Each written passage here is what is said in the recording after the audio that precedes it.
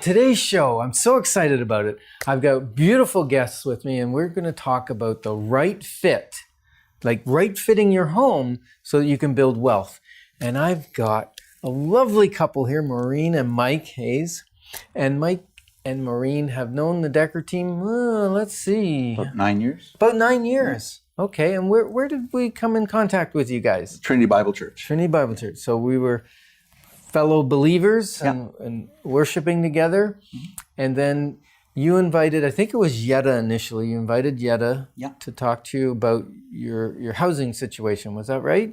Or was did the class come first or did the house come first? The house first. The house first. Okay, so you called Yetta in. Tell me what your family dynamic, your life financial situation was like at that time when you first reached out to Yetta. We had a house that was a bit too big and too expensive for us, with building up some debt because of that, and we needed to downsize. And at the same time, our oldest two children and their families were out, so it was we were down to Maureen and I and our youngest son. So we had the opportunity to downsize. But we did have everybody living in the house. At one point, yeah. At one point. Both married couples and their children and our son all in this house. So it was big enough. Yeah. It was a big house. It was too expensive. Yeah. Okay. Yeah. And so at the time though, were you down to the three of you in a house that was too big? At the time we sold. At the time you sold, you were down to three. Yeah.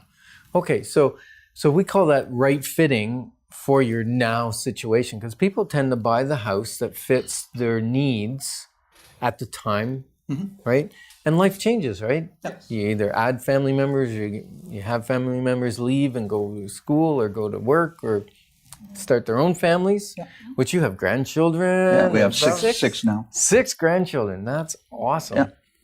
Yeah. I know. I have 7.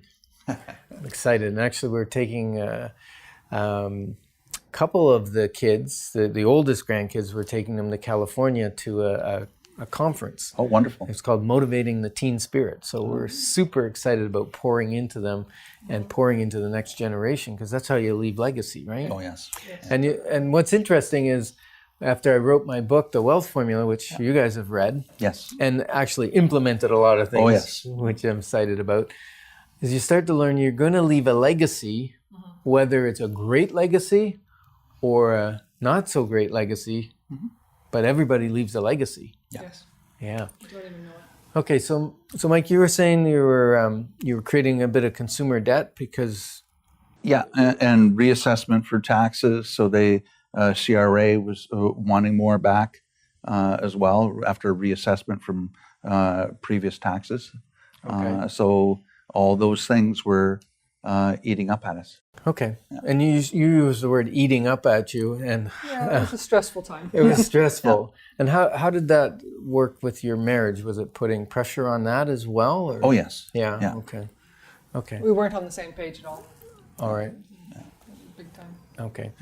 And you are now. Yes. Yes. Very much It's so. beautiful. I can see it in your eyes. So now after many years, and we'll go back and we'll talk about what changes you made that moved towards your success. Okay. But so then you had a large house, one house, and you had, you're basically stressed by the finances because you're going more and more in debt to keep that house. Yes. Okay. And then what's it like now? Well, we sold off that house with Decker team's help. It was we ended up with Price war. bidding war. Oh, bidding war on it. Bidding war Okay. on it, I didn't remember that. So and right at the same time as we put it on the market, the furnace died. So the bidding war, we got the amount that paid for the new furnace to go in. So that's great. Okay. So we got rid of that, and then started looking for a new house, and with help from Ryan, the house we're in today is the one we bought. Okay. And so you're still in it? Still in it. We've been in it 6 years now. Okay, so it was 6 years ago that your financial life and your marriage was a little rocky because of the financial stress and everything, and you had to make some probably felt like tough decisions at that time, right? To give up the family home and that kind of thing. No, it wasn't hard? No, Maureen's no. saying no, she's shaking her head. No, we needed to. 3,000. Over 3,000. It was huge. It was a huge home. Huge. Okay. It felt empty. Yeah. We had 9 people living in it, and you didn't bump into each other. It was way too big. Yeah. All right. So you don't feel bad making that change? No, I was very happy to get out of it. All right. So then you bought a home a little further out in the country. Yeah. A nice bungalow. Yes, out in Winchester. Yeah. Okay. And that was a more affordable home? Yes. So tell me what you did with, so that was 6 years ago, and now you have a few properties, right? Yes. So we have 3 investment properties now, plus that particular home. So that particular home, we took a financial management course that you and Yetta ran with Lynn Fraser. It really helped us. The Wealth Formula book, read it a couple of times, implemented stuff. Keeping track of our bills, always keep them all paid up as quickly as we can, and doing net worth assessments once a month so that I can update Maureen. We can go through it. Mm-hmm. So then we started implementing some of the things that you taught us on the course and that's in your book, and started to look at utilizing some of our home equity to purchase an investment property. Okay. And then when we started looking at investment properties, we decided to start to risk reduce and look at duplex, triplex, quadplexes only. Okay. And so the first 2 that we purchased were duplexes, and then we just recently bought a triplex. Okay. So that having 7 apartments plus a garage that's rented, that really reduces the risk of somebody that you have to deal with for an eviction or late on rent. Okay. Yeah. So you've got a kind of a bigger pot, and if one little piece of the pot is missing for a little while, it doesn't affect you quite as much. Correct. Yeah. Okay. Yeah. Reduce the risk. Okay. Yeah. Beautiful. That's a good reason to do that. And so you took our course and you read the book. Mm-hmm. What was Maureen? Who was doing the finances when you were at the other house and things were tough? You were doing it? We were separated for a while, and I had sort of ping pong back and forth throughout our marriage. Mm-hmm. But at the time of selling, I was in charge of it. Okay. And I felt that I was more the pay everything off because I had superb credit rating. He didn't as much, but your course, you could literally see the light bulb go off. Okay. And after that, it was like, whoa, like we need to make changes now. Yeah. Okay. So it was amazing. Like even yet, all the people in the class, they just said, I came in sort of almost crying, and then the light bulb went on, and we started to have a conversation and on the same language, on the same page, and then things started to change. The marriage started to change. The stress level went down. We started to take action. Yeah. Everything started to change. Awesome. So you guys got on the same page and understood you probably got would you say you got a goal, a common goal, and a common way to get there? Is that what the course in the book did, or what? The exactly? Big thing I remember from the book, and I haven't read it for many years, was let the money work for you. You don't work for the money. Or I may have said it backwards, but no, that's bottom correct. line is, I'm not going to, like I'm almost 60, it's like I'm thinking retirement now. Mm-hmm. So I have to work. I want to work, but then let the money work for me past my retirement. Yeah. That really resonated. It's like, that's my retirement fund. Yeah. Right. Okay. Because I'm part-time, so I don't have a pension. Yeah. Right. But the units are my pension. Mm. Awesome. And that went, okay, that was a big light bulb for you. And now we're utilizing those funds as part of my income for missionary work. So. All right. So you actually bought properties. Let's talk about your investment strategy. Because some people buy in a neighborhood where there's going to be large escalation in pricing, but they really don't cash flow, or they cash flow zero. Okay. So in other words, all your expenses add up to $1,500 a month, and your rent's $1,500 a month. So you just break even, and you work at mortgage pay down and increase in valuation of the properties. Mm-hmm. Those two things are what develops wealth building. Yeah. And you went to a strategy, you went to a market where you could get more cash flow. Correct. And maybe a little less equity increase because of evaluations of the properties. Yes. So tell us about that. So with that and a spreadsheet that Ryan had built that I've been using for every purchase to compare them, we want to get to a certain amount of cash flow to help support what I'm doing for missionary work. And been able to do that, utilizing that and getting out and taking a look for that. Once yourself and Ryan both helped out a couple of times, and yes, wear dirty clothes when we go looking because the homes are a lot dirtier than some of the other places. And I go look purposefully to get narrowed down before I even get Maureen to come and take a look. So I spend more of the time at it. And But that's beautiful. You still, let me just interject there for a second. That's beautiful because you're on the same page. Maureen goes and looks at the property before you make a final buying decision. But I went to one in particular, and I'm a nurse, so psychosocial, physical is very important to me. And I went to a place that was so run down, their living condition was so bad that literally it broke me into tears. And I said, I'm never going to do that again. So you go see them first, look. If you think I can walk into it without emotionally being hurt, then I'll go to the second one. Yeah. Okay. But it's not my place to say the tenant's method of living, you know, their quality of life, living or whatever. So that was a big thing for me. Right. Okay. And you don't want to own a property unless you can upgrade it so it's a safe And living make them environment. give them opportunity for a better quality of life. Right. Awesome. Okay. And so, Mike, what I think you're the spreadsheet guy, right? Oh yeah. Oh yes.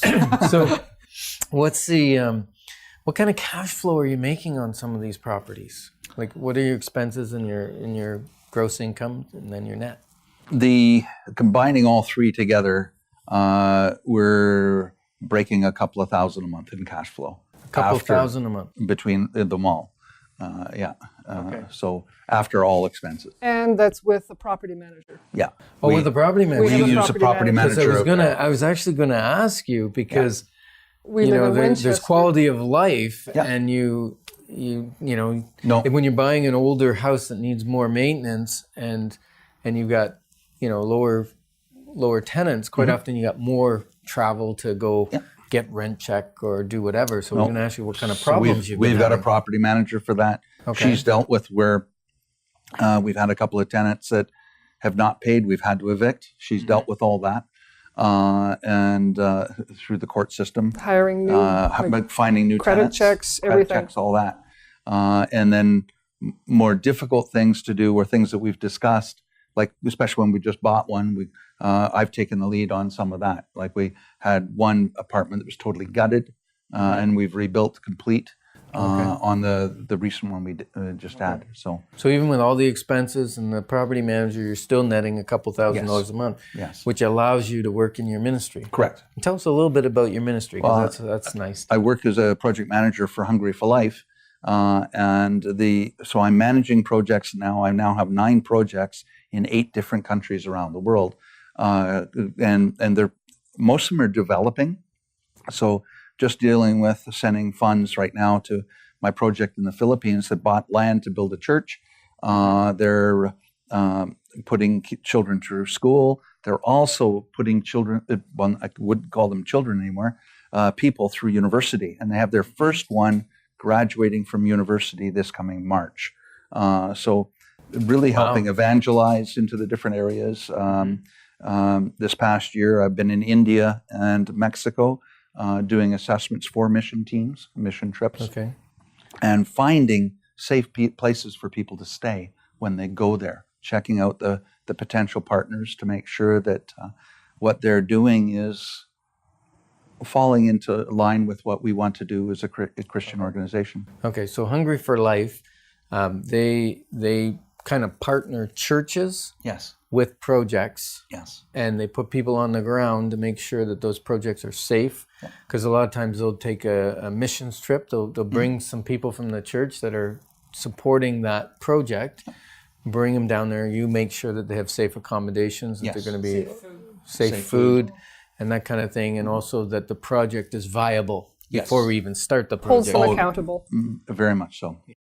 So that's awesome. And I've been on a mission trip with both of you. Yeah. That was awesome. To Kenya and Tanzania. And I'm just dealing with the potential of Tanzania as a big project next year. Oh, is that right? But there's still a lot of his projects that don't have associations. That don't have a church behind them yet. Any organization. So there's a need out there. We need more. So let's do a little plug right now. We're on the radio. We're on Christian radio. What better place to do a little plug?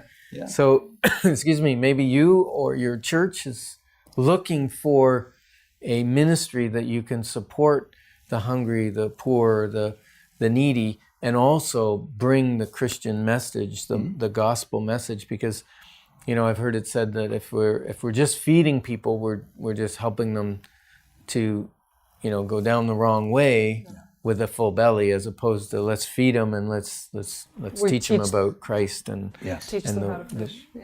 So that's awesome. But the higher percentage of the funds raised actually arrives there.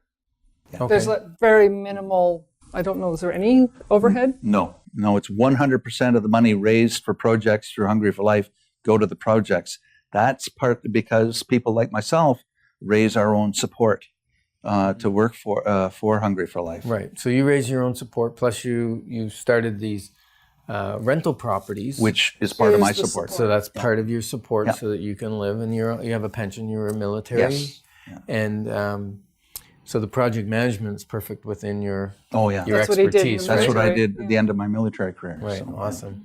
And Maureen, when we went to Kenya, you were phenomenal with your medical skills, right? So we can take our skills that we've been that's the cool developing. part. I went over there and taught kids how to dance and climb through pretend spider webs. Just being with kids, that's what I felt I was stronger at than nursing. Mm-hmm. Really? It was just the team building of the kids and showing them their potential, and like literally opening their eyes. I diagnosed a broken arm while I was there.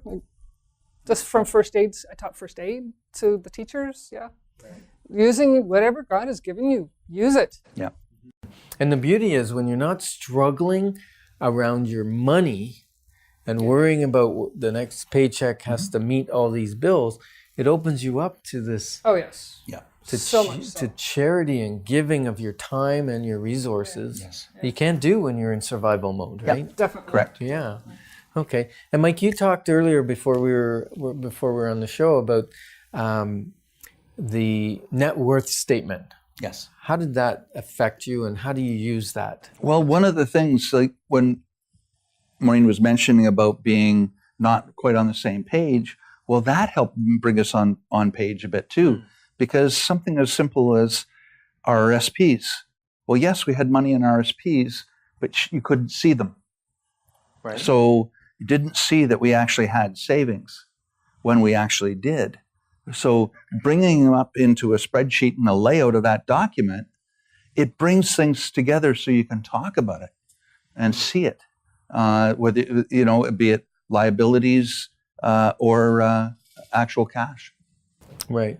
And for me, like I've been doing all the finances for the last kind of 20 years. Yetta said, "Oh, actually, it's been 25 years." Yetta did it for the first 10 years, and then she said, "I'm done. You take over." And I took over, and that was 25 years ago, and she doesn't want the job back. No, can you imagine that? It's a big job. Well, it's half a day a week. Is it? Yeah. And keep on top of it. And she doesn't feel in control.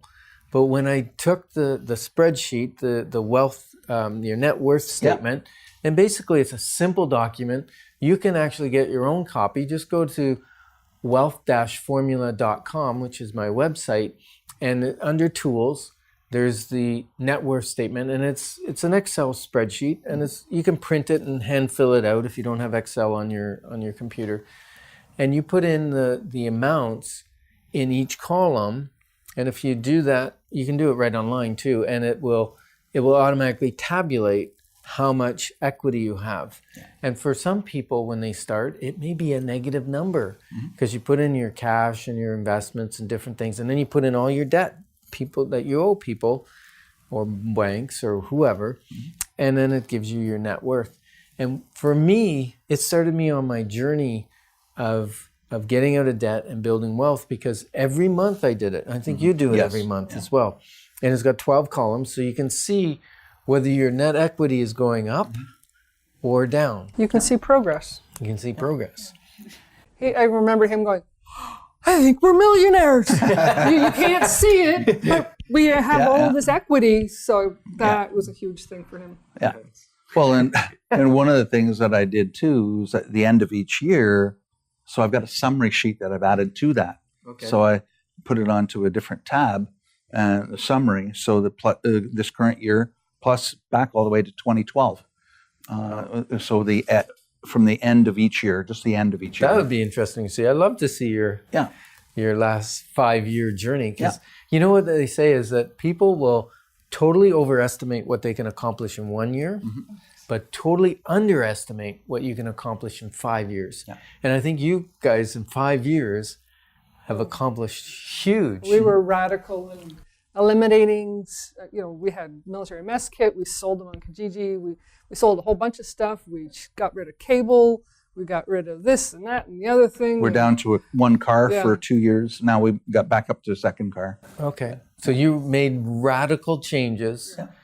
And did they really affect your lifestyle when you cut out those things? It improved it. Imagine that, right? I got less junk kicking around the house. Yeah. Oh, absolutely. And less not clutter. Stuck on the TV all day.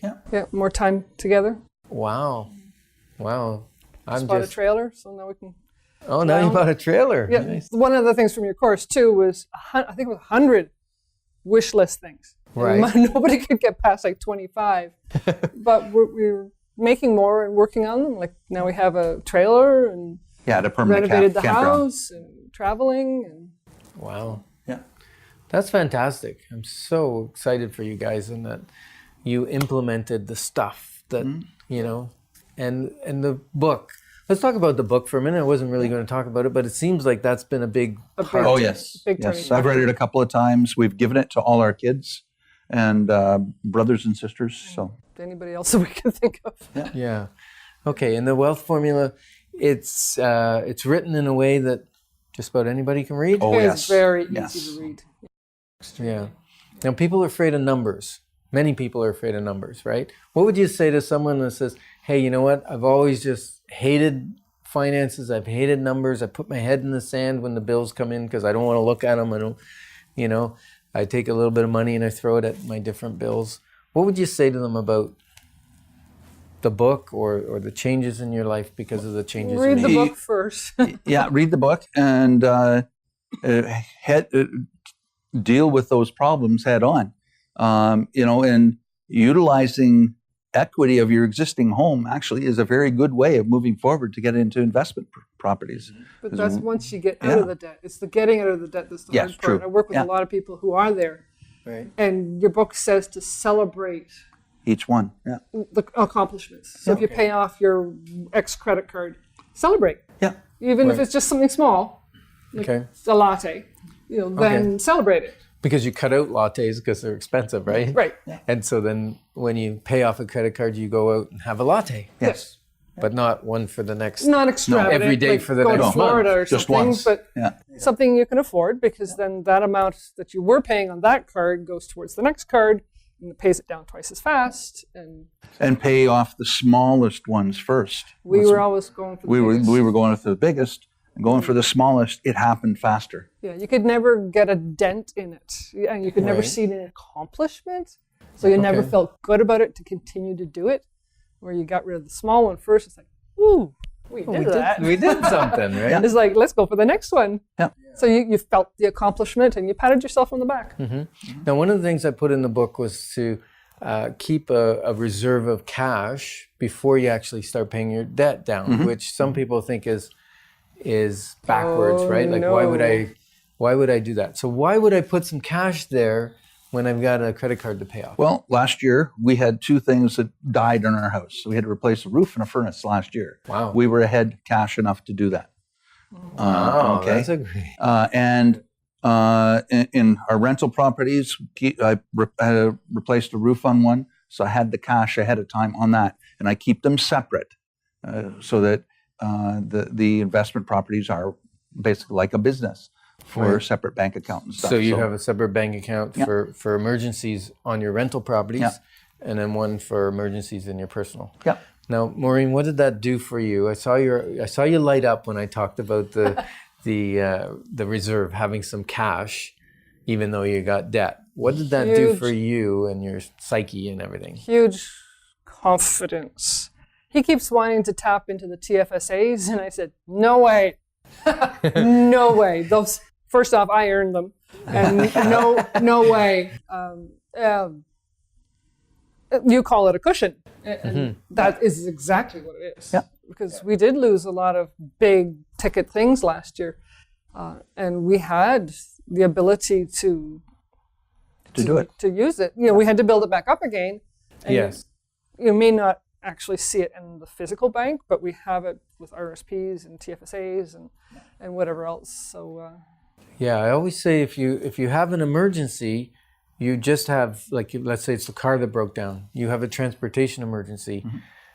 But when you have the financial cushion, you don't have a financial emergency as well as a car emergency, because you just take some money from there. That's one of the biggest things that we did. And luckily, we live inside Winchester. We went down to not only one car, we went down to an Austin Mini. And what's wrong with an Austin Mini? Nothing. Except for taking grandkids. It makes it a bit tight. Yeah, when they're like 15, so it's a little hard. But we did that for 2 years. Okay. Which meant our financial, as far as repairs, went down drastically. Yeah. I walked to work all the time. A little lazier now, but that happens when you have two cars. You get even a little in lazier. blizzards. Yeah. Because he had other things to do or whatever, and we really dug in and did the dirty work, and here we are. Okay, so if our listener desires to build wealth to fund their retirement and maybe their mission work or whatever, what advice would you give them? And we don't know their personal situations, but what advice would you give them, knowing what you know now? Well, one of the things that was the best for us was the number one thing was reading the wealth formula. Okay. And then from that, deciding whether they want to get rid of their existing debt, and if they want to get into investment properties, to talk to you guys. Okay. Because your expertise, yours and Ryan's with the investment properties, is phenomenal. And really open to help us to move forward with that. You did help build the confidence on the investment side of things, but we had to get out of debt first. Yeah, get out of debt first. So partnering with someone who has succeeded at it, who knows about it, who has not even expertise, just to support you, hold you accountable, absolutely. Make the hard choices. We really had to do that. And can I survive without the next generation cell phone? Can I survive without, extra large Timmy's every day? Like, I can survive. Look at that. And God said, and you can thrive. Yeah, and we're believers. So your course taught us about how many times money, and don't with the lender, and don't with loaning, and don't with, and do with this and this. Like God says, manage it. Stewardship, manage it. Like, I gave it to you on purpose. That's all the time we have. That flew by. Thanks for joining us on the Inside Track on Real Estate with the Decker team.